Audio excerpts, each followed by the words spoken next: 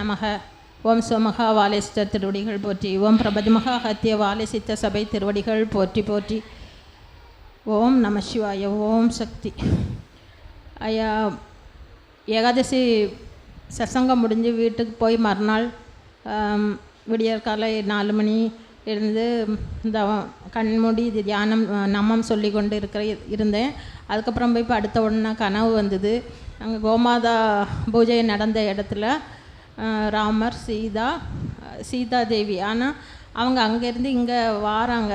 நான் யசோதா அம்மா எங்கே போகிறீங்க, இங்கே வாங்க வாங்கன்னு அவங்கள கூப்பிட்றேன். அப்புறம்தான் எந்திரிச்சு ஏன் யசோதா அம்மாவை கூப்பிட்டேன் அப்படின்னு எனக்கு தெரியலை. எந்திரிச்ச பிறகு ஆனால் அவங்க உருவங்களெல்லாம் பெரிய பெரிய உருவங்களாக இருந்தாங்க. அதுதான் ஏகாதசி காட்சியாக கிடச்சிருக்குன்னு நான் நினச்சிக்கிட்டேன். மகதீஷாய நமக. உயரமாக இருந்தாங்களா? ஆமாம், பெரிய உருவங்களாக இருந்தாங்க.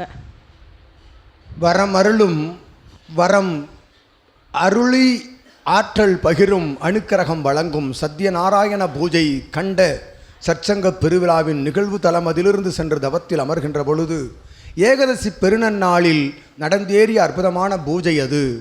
ஏகாதசி பெருநன்னாளில் நடந்தேறிய இப்பூஜை காலமதிலே கோமாதா பூஜை நிகழ்வுகள் நிகழ்த்தியது யார்?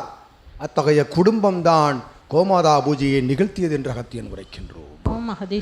ராமரும் சீதையும் லட்சுமணனும் ஆஞ்சநேய கணங்களும் சூழ்ந்து நிற்கின்ற பொழுது அற்புதமாய் அவரவர்கள் குடும்ப சகிதமாக வந்து நின்ற காட்சியைத்தான் நீர் கண்டாய் என்ற அகத்தியன் உரைத்து மகிழ்கின்றோம். உயர்வாக ஒவ்வொரு கணங்களும் அவதார கணங்கள் ஒன்றையொன்று போட்டியிட்டு கொண்டு வந்து கோமாதா பூஜையிலே சித்தன் கரமதிலிருந்து அர்ச்சனை மலர்களை பெற்று அது அர்ச்சனை செய்கின்றன சிவமகா வாழை சித்தனுக்கு. அப்படி ஒரு காட்சியை காண்கின்ற பொழுது அதன் ஒரு பகுதியை கண்டா என்ற அகத்தியன் உரைத்து மகிழ்கின்றோம்.